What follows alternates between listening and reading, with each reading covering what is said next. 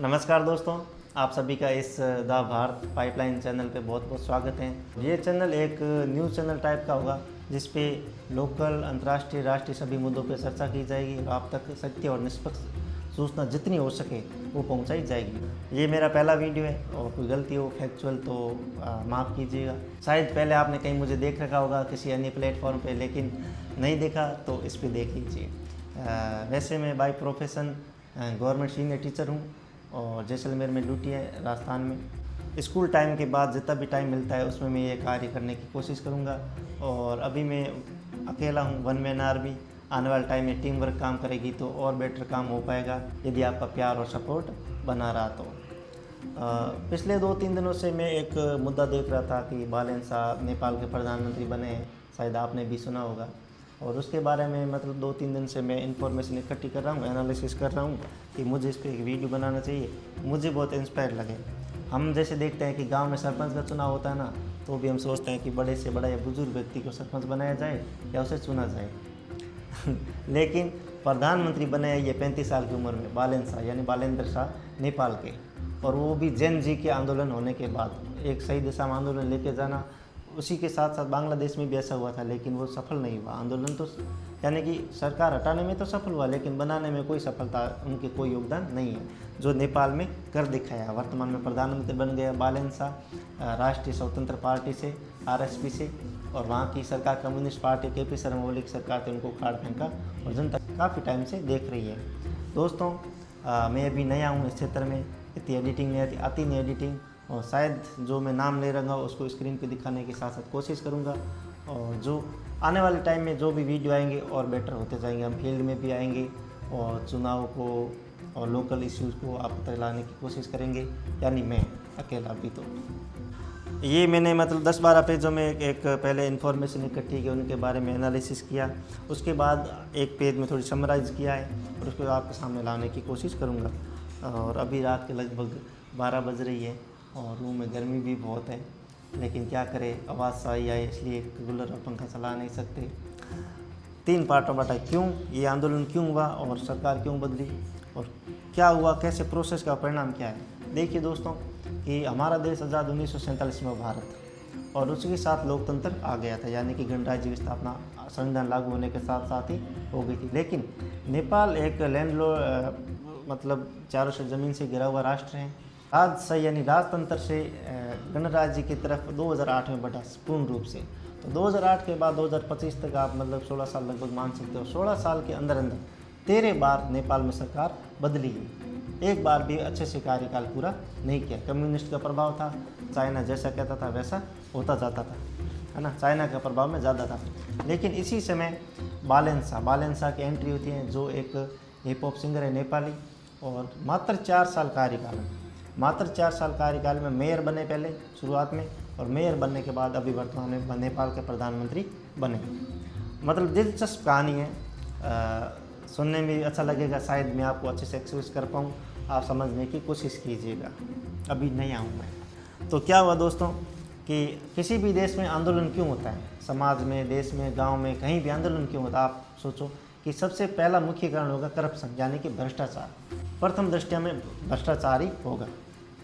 नेपाल में भ्रष्टाचार इस कदर बढ़ गया था कि सोशल मीडिया पे लोगों नेता विरोध करना स्टार्ट कर दिया। क्यों? क्योंकि जो नेताओं के बेटे थे, औलाद थी जो बाहर रहती थी, सोशल मीडिया पे पोस्ट कर रहे हैं एंजॉय करते हुए, हम यहाँ घूम रहे हैं। वो किसके पैसे थे? जनता देख रही थी कि हमारे साथ क्या हो रहा है, क्योंकि पिछले कई सालों से चेहरे बदल रहे थे और जनता को बेवकूफ़ बनाया जा रहा था। हालांकि सभी देशों में ऐसा ही होता है थोड़ा बहुत हो, लेकिन इस जगह पे बहुत ज़्यादा होने लगे। और वैसे भी छोटा देश है तो प्रभावित जल्दी हो जाता है। हमारे भारत जैसे देश में सरकार बदलना बहुत मतलब वो कहते हैं औखा काम है, बहुत हार्ड काम है। और ऐसा होना भी नहीं चाहिए, क्योंकि भारत एक मैच्योर लोकतंत्र डेमोक्रेसी माना जाता है। क्योंकि आज तक ऐसी भी घटनाएं भारत में हुई नहीं है, इसीलिए भारत को लोकतांत्रिक देश मतलब सभ्य लोकतांत्रिक देश माना जा सकता है। मैं थोड़ा नेपाल के बारे में चर्चा कर, उसके बाद भारत और नेपाल के बारे में चर्चा करेंगे। यानी कि 13 बार सरकार चेंज हुई। और अब इसमें आएगा जैन जी एंट्री। जैन जी ये टेक्निकल वर्ड है, इसको मैं समझा देता हूँ पहले। 1947 से लेकर 2012 तक जिसने भी जन्म लिया वो जैन जी में आएंगे, जनरेशन जेड। ये लगभग छात्र होते हैं और युवा होते हैं। जैन जी ने औपचारिक रूप से आंदोलन शुरू कर दिया सितंबर के आसपास सरकार के आदेश से जनता विरोध कर रही थी, तो पुलिस के द्वारा लगभग बहुत से लोगों को गोली से मार दिया गया, हत्याकांड किया गया। उससे मतलब जनता और उग्र होगी और विरोध प्रदर्शन किया। नेपाल की कम्युनिस्ट सरकार यानी KP शर्मा ओली अपना इस्तीफा दे दिया और वहाँ से निकल पड़े।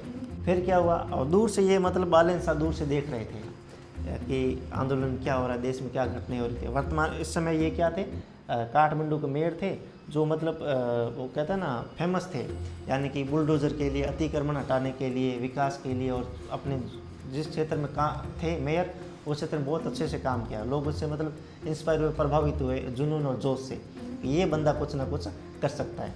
जैन जी को पसंद आया और मात्र 4 साल में, 4 साल के कार्यकाल रहते हुए उन्होंने प्रधानमंत्री पद तक पहुँचे। और 2022 में उनकी एंट्री होती है राजनीति में, 21-22 में, और 2026 में ये लगते ही वो प्रधानमंत्री बन जाते हैं। तो इनको मतलब बुलडोजर वाले मेयर भी कहा जाता है और फेमस हो गए। जैसे हमारे योगी आदित्यनाथ जी हैं, उसी प्रकार से ये भी फेमस है, अतिक्रमण हटाने के लिए किसी की भी नहीं सुनते हैं। KP शर्मा ओली जी तो चल पड़े। फिर क्या हुआ कि अंतरिम सरकार का गठन हुआ, क्योंकि सरकार बिना तो देश चलता नहीं। अंतरिम सरकार का गठन हुआ तो सुशीला कार्की को प्रधानमंत्री बनाया गया, जो पूर्व न्यायाधीश थी। इसी समय भी बालेन शाह बने ने, उनको कहा जरूर था उनको कि आप बन जाओ, लेकिन वो कहीं नहीं बनेंगे। यदि देश में चुनाव होंगे मैं ज़रूर राजनीति या मुख्य पद तक पहुंचूंगा, नहीं तो मैं मुझे नहीं करना ये। तो 6 महीने के बाद फर्स्ट वीक मार्च में चुनाव हुए। नेपाल में 275 सीटें हैं, लेकिन चुनाव 165 पे ही होते हैं। जो पीछे 110 सीटें बचती हैं उस पर 165 में जो भी रेशियो आता है उसी हिसाब से उनको सीटों को बांट दिया जाता है। तो 165 में से 125 यानी कि 75% प्लस सीटें RSP की, राष्ट्रीय स्वतंत्र पार्टी, यानी बालेन शाह की जो वर्तमान में सरकार बनी है। अब सोच सकते हो कि जैन जी ने आंदोलन किया था सरकार बदलने के लिए, और वास्तव में वो अपने टारगेट तक कायम रही। उसी के साथ साथ बांग्लादेश में भी आंदोलन चल रहा था, वो भी जैन जी मान सकते हैं, युवाओं के द्वारा चल रहा था। वहाँ पे क्या थी कि महिलाओं को शिक्षा हो और जागरूकता हो, देश का विकास हो, और जो भी राष्ट्रीय मुद्दे थे उन पे चर्चा चल रही थी, यानी कि उनके टारगेट या विचारधारा थी या उद्देश्य थे। लेकिन बांग्लादेश में क्या हुआ कि आंदोलन से सरकार को तो हटा दिया, शेख हसीना भारत आ गई, लेकिन सही दिशा में आंदोलन नहीं लेके आए। इसी के साथ मुझे गांधी जी का असहयोग आंदोलन याद आता है, क्योंकि चोरा चोरी हत्याकांड जो भी एक्शन कह सकते हैं वो होने के बाद गांधी जी ने असहयोग आंदोलन वापस ले लिया कि मैं इस आंदोलन को आगे बढ़ाना नहीं चाहता। क्यों? क्योंकि कोई भी आंदोलन होता है, ये हमेशा ध्यान रखना, कोई भी आंदोलन होता है वो एक सही दिशा में जा रहा है तो सही है, लेकिन यदि उसकी दिशा गलत हो गई तो उस आंदोलन का कोई औचित्य नहीं रहेगा और वो आंदोलन हमेशा फेल होगा और उसके घातक परिणाम होंगे। तो गांधी जी इस बात को पहले से जानते थे, उन्होंने इस आंदोलन को वापस ले लिया। लेकिन बांग्लादेश में क्या हुआ, तारिक रहमान जो BNP पार्टी से हैं, वो दूर से देख रहे थे कि देश में क्या घटित हो रहा है। शेख हसीना इंडिया में शरण ले रखी है और ये स्टूडेंट आंदोलन कर रहे हैं, और वहाँ पे वो मतलब नमूने टाइप का बैठा दिया अमेरिका के सपोर्ट से, और स्टूडेंट सोच रहे कि हमारे सपोर्ट से कुछ हो रहा है, लेकिन उनके सपोर्ट से कुछ नहीं हो रहा था बांग्लादेश में। और फिर चुनाव हुए, NCP यानी जो स्टूडेंट की पार्टी थी NCP, इन्होंने भी चुनाव में भाग लिया, लेकिन इनको 5-6 सीटें मिली जो ना के बराबर सीटें थी। इनका कोई योगदान सरकार बनाने में नहीं है। तारिक रहमान की पार्टी BNP ने सरकार बनाई और वर्तमान में वो प्रधानमंत्री बन चुके हैं। और उसी समय नेपाल में भी ये चल रहा था। नेपाल में क्या आंदोलन हुआ और सही दिशा में लेके बालेन शाह को प्रधानमंत्री बना दिया गया। अब देखो कितनी इंस्पायर कहानी है कि एक जैन जी ने आंदोलन करके सरकार बदल दी, जो कठपुतली की तरह नाच रही थी कम्युनिस्ट पार्टी में आगे। अब आपको बता दूं कि बालेन शाह इंडिया के फेवर में है कि नहीं है, किसके फेवर में, इसकी क्या विचारधारा है और ये क्या सोचते हैं। तो दोस्तों, हमारे लिए तो चाहे भले KP शर्मा ओली हो और बालेन शाह हो, इससे हमें ज़्यादा फर्क नहीं पड़ना चाहिए, क्योंकि देश हमारा सब संप्रभु है और मजबूत देश है।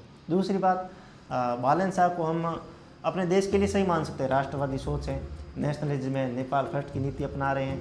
भाषणों में देखा जा सकता था कि उन्होंने चाइना, अमेरिका और भारत या अन्य कोई भी देश हो, इनको मतलब किसी को भी तवज्जो न देते हुए उन्होंने कहा कि हम अपने आप में जीएंगे।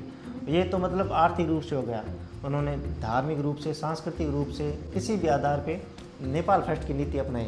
नेपाल फर्स्ट की नीति की तरह ही अमेरिका ने अपनाई थी, ट्रंप के समय अपनाई और वो चुनाव आए। और बांग्लादेश भी ज़्यादातर ये सोचता कि बांग्लादेश फर्स्ट, और अब हम खुद की सोचेंगे। तारिक रहमान भी यही बोला है। हमारे डिस्प्यूट भी छोटे मोटे चलते रहते हैं, काला पानी विवाद, सीमा विवाद, और यहाँ तक कि इन्होंने जो ये भी प्रधानमंत्री बने बालन शाह ने, तो बिहार को भी अपने मैप में, ग्रेटर नेपाल में बिहार को भी अपने साथ में डाल लिया कि राम जी यहाँ, सीता जी भी यहाँ थी, हम सांस्कृतिक रूप से बहुत महान हैं, ऐसा कुछ माना जा रहा है। लेकिन इनको ज़्यादा नहीं कूदना चाहिए, क्योंकि इंडिया समय समय पे इनको बहुत ज़्यादा सुविधा देता आया है और आगे भी देगा। और जैसे ऐसे होता है ना, एक बड़ा आदमी होता है, बीच में किनारे दो छोटे छोटे होते हैं, तो रहता है ना, उनका मतलब थोड़ा ख्याल भी रखना पड़ता है, समय समय पर उनको ट्रीटमेंट भी देना पड़ता है। तो नेपाल को भी समय पर ट्रीटमेंट देना ही पड़ेगा इंडिया को, नहीं तो ये मानेगा नहीं। वैसे अब राजनीति है, नेता हैं भाषण देते हैं और वादे करते हैं कि हम ऐसा नहीं करेंगे, ऐसा नहीं करेंगे, क्या पता वो किसके फेवर में जाए। लेकिन राष्ट्रवादी सोच के साथ दूसरे देशों के साथ संबंध अच्छे से बन पाए या नहीं पाए, ये तो समय बताएगा देश के लिए क्या सही है क्या गलत है। वैसे प्रधानमंत्री और मंत्रियों ने बालन शाह को बधाइयाँ दे दी है, और तो हमें क्या सीखना चाहिए।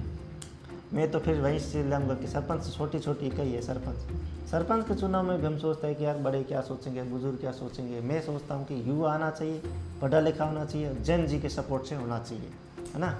यानी ये मानना पड़ेगा कि 165 में 125 सीटें आंदोलन करके, और बांग्लादेश में देखो सिर्फ 5-6 सीटें आई है उस आंदोलन करने से। मेरा मानना है कि आसपास के देशों को इससे सीखना चाहिए कि कुछ भी हो सकता है, और भारत को भी अपने विकास पर ध्यान देना चाहिए, और जैन जी के लिए कुछ ना कुछ अच्छा करना चाहिए। वर्तमान में क्या डिमांड है, क्या सप्लाई होनी चाहिए, वो भी ध्यान में रखना चाहिए। और दोस्तों, ये वीडियो मैंने अभी थोड़ी सी इन्फॉर्मेशन उधर से इकट्ठा करके कोशिश की है, आने वाले समय में और अच्छा करने की कोशिश करूँगा। आई होप आपको ये वीडियो अच्छा लगा होगा। पता नहीं मैं कुछ अच्छा कर पाऊँ या ना पाऊँ, लेकिन आपका साथ रहा तो ज़रूर अच्छा कर पाऊँगा। कमेंट में ज़रूर बताइए दोस्तों कि ये वीडियो कैसा लगा और मुझे क्या सुधार करने चाहिए। अभी संसाधन भी इतने नहीं है, तो धीरे धीरे से जुटाने के प्रयास करूँगा, और एक्स्ट्रा टाइम भी कम मिलता है, तो शिकायतें बहुत है, लेकिन यदि आपका साथ रहा तो कर जाएंगे। धन्यवाद। अच्छा लगे तो लाइक शेयर सब्सक्राइब जरूर करना, और कमेंट में ज़रूर बताइए क्या अच्छा लगा। धन्यवाद, थैंक यू।